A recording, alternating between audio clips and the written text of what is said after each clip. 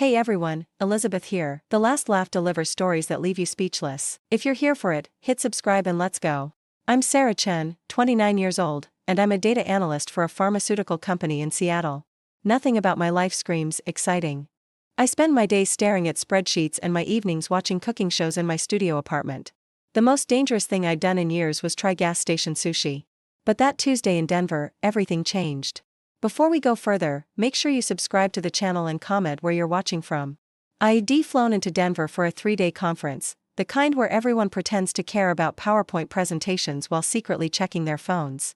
My company had booked me at the Meridian downtown, a mid-range business hotel that looked exactly like every other business hotel I'd ever stayed in. Gray carpets. Bland art. The faint smell of industrial cleaning products. It was 6:47 p.m. when I walked up to the front desk, rolling my carry-on behind me. My feet hurt from airport walking, and I just wanted to get to my room, order room service, and prepare for tomorrow's presentation. The receptionist was a woman in her mid-30s with dark hair pulled into a neat bun. Her name tag read Maria. She smiled as I approached, but something about her eyes seemed tense. Checking in, I said, sliding my ID and credit card across the counter. Reservation under Sarah Chen. Maria's fingers flew across the keyboard. Yes, Miss Chen. We have you in room 418 for 3 nights. She glanced up at me, then back at her screen. Her smile faltered for just a second. Perfect, I said, already thinking about what to order for dinner. Maria printed out a key card folder and started to slide it across the desk. Then she paused. Her hand hovered over the folder for a moment. She looked past me toward the elevator bank, then back at her computer screen. Actually, she said quietly, pulling the folder back. There's been a change. A change? She printed a new key card with quick, almost frantic movements. When she handed it to me, she leaned forward slightly. Room 412, not 418. Trust me. I looked down at the folder. It clearly said 412. But you just said I was in 418. Is there a problem with that room? No problem, Maria said, but her voice was tight. 412 is just better. Better how? She glanced past me again. There were 2 other guests in line behind me now, checking their phones. Maria's professional smile was back in place, but I could see tension in her shoulders. Enjoy your stay, Miss Chen. I picked up the key folder, confused. Hotels upgraded guests all the time, but something about the way Maria had acted felt off. Still, a room was a room. I headed toward the elevators. I'd made it maybe 10 feet when I heard quick footsteps behind me. Miss Chen? I turned. Maria had come out from behind the desk. She'd never stopped smiling, but her hand gripped my arm, not hard, but firmly. Urgently. Please, she whispered. Her eyes darted to the security camera above us, then back to my face. Don't go to 418. My pulse quickened. What's going on? I can't explain. Just trust me. Room 412. Only 412. Then she released my arm, her professional smile snapping back into place as she returned to the desk to help the next guest. I stood there for a moment, my suitcase handle still in my hand, trying to process what had just happened. Part of me wanted to march back to the desk and demand an explanation. But there was something in Maria's eyes, genuine fear, maybe, or desperation, that made me hesitate. The elevator dinged. I stepped inside and pressed the button for the 4th floor. As the doors closed, I looked down at the key folder in my hand. Room 412. The 4th floor hallway was empty and quiet except for the hum of the ice machine. I found room 412 near the end of the corridor, a standard room with a queen bed, a desk, and a bathroom. Nothing special about it at all. I dropped my suitcase and sat on the edge of the bed, pulling out my phone. Part of me wanted to call the front desk and ask what was really going on. But Maria had seemed so insistent. So scared. Don't go to 418. I stood up and walked to the door, looking through the peephole. The hallway was empty. Room 418 would be just around the corner, in the opposite wing of the floor. This is crazy, I thought. I'm making something out of nothing. But I couldn't shake the image of Maria's face. The way she'd grabbed my arm. The urgency in her whisper. I checked the time, 7:13 p.m. I'd been in the room for maybe 20 minutes. That's when I heard it. Voices in the hallway. Male voices, speaking in low tones. I moved back to the peephole and looked out. 2 men in dark suits stood near the elevator bank. One was on his phone. The other was looking at a piece of paper in his hand. 418, one of them said clearly. She should be there by now. My blood ran cold. The man with the paper pressed the elevator button. Let's give it another 15 minutes. She's probably just settling in. They stepped into the elevator, and the doors closed. I backed away from the door, my heart hammering. They were talking about room 418. They were talking about me. Maria knew. Somehow, Maria had known. I grabbed my phone with shaking hands and started to dial 911. Then I stopped. What would I say? 2 men were in my hallway? That wasn't a crime. The police would think I was paranoid. But Maria had known something. She'd deliberately given me the wrong room. I needed to understand what was happening. I crept back to the peephole and waited. 5 minutes passed. 10. The hallway remained empty. Then, at 7:31 p.m., the elevator dinged. The same 2 men stepped out. But now there was a third person with them, a woman with short blonde hair wearing a hotel housekeeping uniform. They walked down the hallway, and I lost sight of them as they rounded the corner toward room 418. I waited, barely breathing. 3 minutes later, they walked back past my door. The woman in the housekeeping uniform was shaking her head. Empty, I heard her say.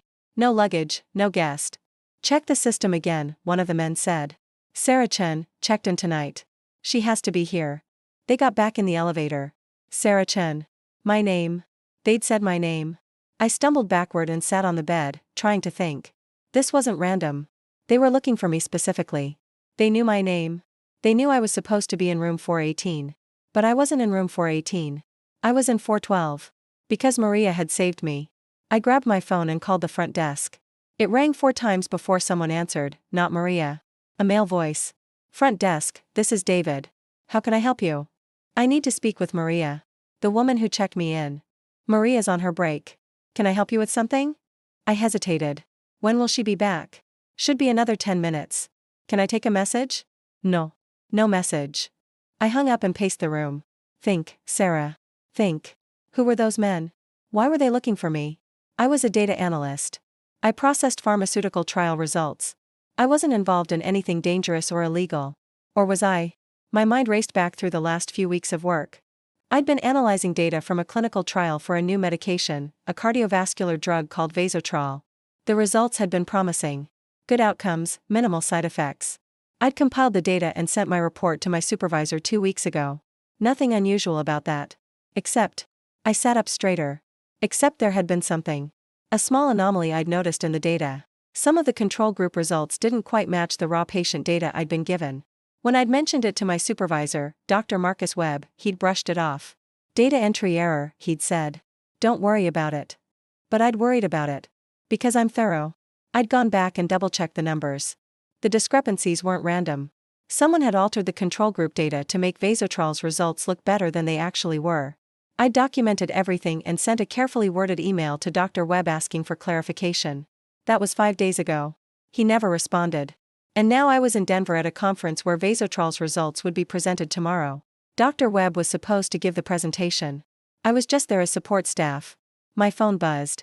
A text from an unknown number. Miss Chen, this is Maria from the front desk. Are you safe in 412? I typed back immediately, yes. Who were those men? 3 dots appeared, then disappeared. Then appeared again. I can't text this. Meet me in the stairwell at the end of your hallway. 5 minutes. Come alone. I stared at the message. Every instinct told me this was insane. Meeting a stranger in a stairwell? But Maria had already saved me once. I grabbed my room key and my phone, and I slipped into the hallway. The corridor was empty. I walked quickly to the stairwell door at the end, pushed it open, and stepped inside. Maria was there, 1 flight down, still in her hotel uniform. But now I could see what I'd missed before, a small earpiece in her left ear. And when she turned, I caught a glimpse of something clipped to her belt under her blazer. A badge. You're not a hotel receptionist, I said. I am tonight, Maria said. But no, not usually. I'm Special Agent Maria Delgado, FBI. The stairwell seemed to tilt. FBI? We've been tracking a criminal network that's been using business hotels to intercept and eliminate targets. You're on their list, Miss Chen. You have been since you sent that email about the Vasotrol data. My legs felt weak. How do you know about that? Because we've been investigating Cordell Pharmaceuticals for 8 months. They're running a massive fraud scheme, falsifying clinical trial data, bribing FDA officials, and eliminating anyone who threatens to expose them. Your supervisor, Dr. Webb, is one of their key operatives. I grabbed the stairwell railing. I'm just a data analyst. I process numbers. You process numbers that could send a dozen people to federal prison and cost the company billions, Maria said. That makes you dangerous. 2 men checked into this hotel this afternoon under fake names. They had a room key for 418, your room. We believe they planted a device. A device? Likely something to cause a gas leak or a small fire. Something that would look like an accident. You'd be dead by morning, and no one would question it. I couldn't breathe. Why didn't you just arrest them? We did. 10 minutes ago, in the parking garage. But there might be others. That's why I need you to stay in 412 and keep a low profile until we can move you to a secure location. Move me where? Witness protection, eventually. But tonight, we're taking you to a federal safe house. There's a team on the way. The stairwell door above us banged open. Maria's hand went to her hip, to the weapon I now knew was there. But it was just another hotel guest, an elderly man looking confused. Sorry, wrong floor, he muttered, and the door closed again. Maria's phone buzzed. She looked at it and cursed under her breath. We have a problem. Hotel security just reported 2 more men in the lobby asking about you. They're showing a photo. What do I do? Stay here. Don't go back to your room. My team is 3 minutes out. What if those men find me first? Maria reached into her pocket and pulled out a small canister. Pepper spray. She pressed it into my hand. If anyone comes through that door who isn't wearing a tactical vest and FBI identification, you use this. Aim for the face. Then run. She started up the stairs, her hand on her weapon. Wait, I called. Why did you help me? How did you even know? Maria paused. Your father was FBI too. He died in the line of duty 15 years ago. He saved my life during a raid in Phoenix. I owed him. Then she was gone. I stood alone in the stairwell, holding the pepper spray, trying to process what she'd just said. My father. Agent James Chen. He died when I was 14, killed during what they told me was a routine operation. I'd spent 15 years thinking he was just unlucky. But now I wondered what else I didn't know. The stairwell was silent except for the hum of the building's ventilation system. I checked my phone, 8:02 p.m. 3 minutes, Maria had said. Her team was 3 minutes out. I counted seconds in my head, watching the stairwell doors above and below me. At 2 minutes and 40 seconds, I heard footsteps. They were coming from below, climbing fast. I gripped the pepper spray and backed up against the wall, my heart pounding so hard I could hear it in my ears. The door 1 flight down opened. A man in a dark suit stepped through. He was big, easily 6'3", with a shaved head and cold eyes. He looked up and saw me. Sarah Chen, he said, his voice calm. Almost friendly. I didn't answer. He started climbing the stairs toward me. I just need to talk to you. About your work at Cordell. There's been a misunderstanding. I held up the pepper spray. Stay back. He smiled. That's not necessary. I'm not here to hurt you. Dr. Webb just wants to clear things up. Come with me, and we can sort this all out. He was 10 steps away now. 9. 8. I said stay back. Sarah, be reasonable. I sprayed him directly in the face. He roared and stumbled backward, clutching his eyes. I bolted up the stairs, taking them 2 at a time, bursting through the door onto the 5th floor. The hallway was empty. I ran toward the other stairwell at the opposite end, but before I could reach it, the elevator dinged. The doors opened, and 2 men stepped out. I recognized one of them from earlier, one of the men who'd been looking for room 418. I turned and ran the other direction, back toward the stairwell I'd come from. But the door flew open, and the man I'd pepper sprayed stumbled out, his face red and streaming tears but his hand reaching for something under his jacket. I was trapped. Then, from both ends of the hallway, I heard the most beautiful sound in the world, FBI. Hands where we can see them. 6 agents in tactical gear flooded into the hallway from both stairwells. They had rifles raised, vests marked with bright yellow FBI letters. The 3 men froze. Get on the ground. Now. Within seconds, all 3 were face down on the carpet, hands zip-tied behind their backs. Maria appeared from the stairwell, no longer in her hotel blazer. She wore a tactical vest now, and she carried a rifle. She walked straight to me. You okay? I was shaking so hard I could barely stand. I used the pepper spray. I saw. She smiled. Good. Another agent, a tall man with gray hair, approached us. We need to get her out of here. Now. Maria nodded and put a hand on my shoulder. Come on, Sarah. Let's go somewhere safe. They escorted me down the back stairs to the parking garage, where 3 black SUVs waited. I was placed in the middle vehicle, Maria beside me, with armed agents in front and back. As we pulled out of the garage, I looked back at the Meridian Hotel. I'd checked in less than 2 hours ago. My entire life had changed in 2 hours. The safe house was a nondescript ranch home in a suburb 40 minutes outside Denver. It had reinforced doors, security cameras, and 2 agents posted outside. Maria sat with me in the living room while a paramedic checked me over, elevated heart rate, but otherwise fine. We need you to tell us everything you know about the Vasotrol trial, Maria said gently. Every detail you remember. So I did. I talked for over an hour, explaining the data discrepancies I'd found, the altered control group results, the email I'd sent to Dr. Webb. Maria recorded everything on her phone. When I finished, she sat back and exhaled slowly. That's exactly what we needed. Your testimony, combined with the evidence we've been gathering, will shut Cordell down. Dr. Webb and at least 8 other executives will face federal charges. What about those men at the hotel? They're in custody. Hired contractors, ex-military working for a private security firm that Cordell uses for special projects. They've already started talking to save themselves. I wrapped my arms around myself. I'm just a data analyst. I didn't sign up for this. No one ever does, Maria said. But you did the right thing. When you saw something wrong, you reported it. That takes courage. I didn't feel courageous. I was terrified. Courage isn't the absence of fear, Sarah. It's doing what's right even when you're scared. She paused. Your father would be proud. My throat tightened. You said he saved your life. Phoenix, 2010. Drug cartel raid. I was a rookie agent, fresh out of Quantico. I cleared a room wrong, and 2 gunmen had me cornered. Your father came through a window and took them both down. Got shot in the process, but he survived. That time. She pulled out her phone and showed me a photo, a younger Maria in an FBI jacket standing next to my father. He was smiling, his arm around her shoulders. I'd never seen this picture before. 3 months later, he died in Seattle during an organized crime operation. I've spent 15 years making sure his legacy meant something. When I saw your name on our watch list, I knew I had to protect you. Like he protected me. Tears were running down my face now. Thank you. You saved yourself tonight, Sarah. I just gave you the right room number. Subscribe to the channel and tell me in the comments where you're watching from, because what happened next changed everything. I stayed in the safe house for 3 days while FBI agents dismantled the conspiracy. Dr. Webb was arrested at the Denver conference while trying to present the falsified Vasotrol data. 7 other Cordell executives were taken into custody.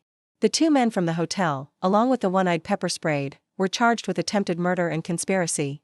The device they planted in room 418 was a sophisticated carbon monoxide emitter designed to look like a malfunctioning heater.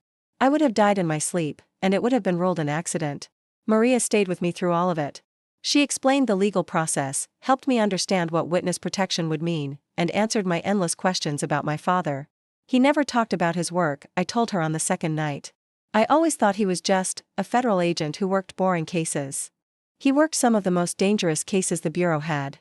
But he kept it from you to protect you. He wanted you to have a normal life. I guess that's over now. Maybe, Maria said. Or maybe you're just stepping into the life you were always meant for. On the 4th day, I met with federal prosecutors. They explained that my testimony would be crucial in the trial against Cordell Pharmaceuticals. The data I documented proved systemic fraud that had put thousands of patients at risk. How many people did they hurt? I asked. The lead prosecutor, a severe woman named Diana Reeves, didn't sugarcoat it. Vasotrol was prescribed to over 8,000 patients in early trials. Based on the real data you uncovered, at least 200 suffered serious cardiac events that shouldn't have occurred. 31 died. I felt sick. Because someone changed numbers in a spreadsheet. Because someone valued profit over human life, Diana corrected.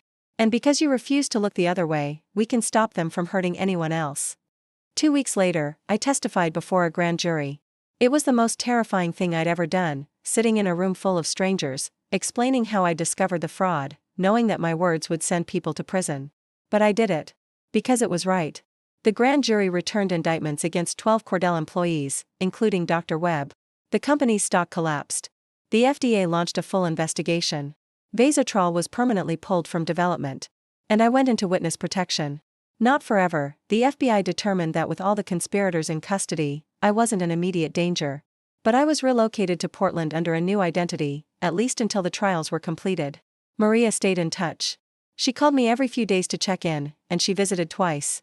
She felt like family, like the connection to my father I'd always wanted. 3 months after that night in Denver, I was sitting in my new apartment in Portland when my phone rang. It was Maria. They're taking a plea deal, she said. Dr. Webb and 4 others. Full cooperation in exchange for reduced sentences. You won't have to testify in open court. I exhaled in relief. So it's over? The criminal case is. But there are civil suits from patients' families. Those will take years.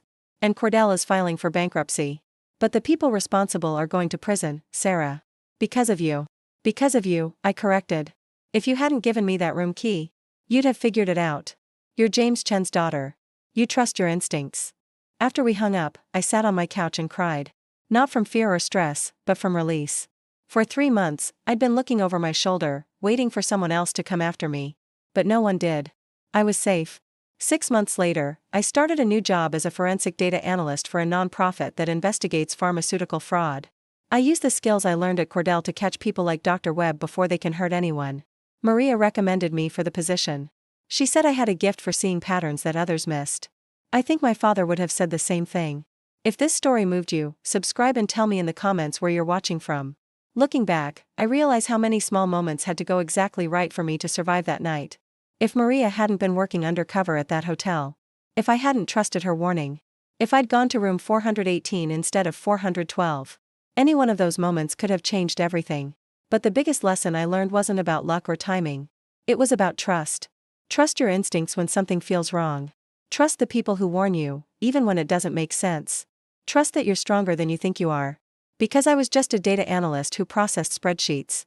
I never thought I was brave or important or capable of changing anything. But when it mattered, I made the right choice.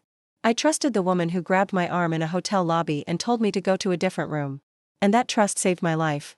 Maria still calls me every week. Last month, she told me the FBI is recruiting forensic data specialists. She asked if I'd ever considered applying. I haven't decided yet. But for the first time since my father died, I understand what he did. Why he did it. And why it mattered. Sometimes the most important thing you can do is see what others miss. Find the truth in the numbers. Trust your instincts even when everyone tells you you're wrong. My father spent his career protecting people who never knew his name. Maybe that's the legacy I'm meant to continue.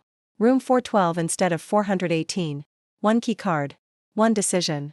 One moment of trust. That's all it took to change everything. And now, I help make sure other people get the same chance I did, the chance to see the truth, speak up, and survive. Because in the end, that's what courage is. It's not about being unafraid. It's about trusting yourself enough to act, even when fear tells you to stay silent. I'm Sarah Chen. I'm 29 years old. I'm a data analyst who uncovered a pharmaceutical conspiracy. And I'm alive because a hotel receptionist gave me the wrong room key on purpose. Trust your instincts. They might just save your life.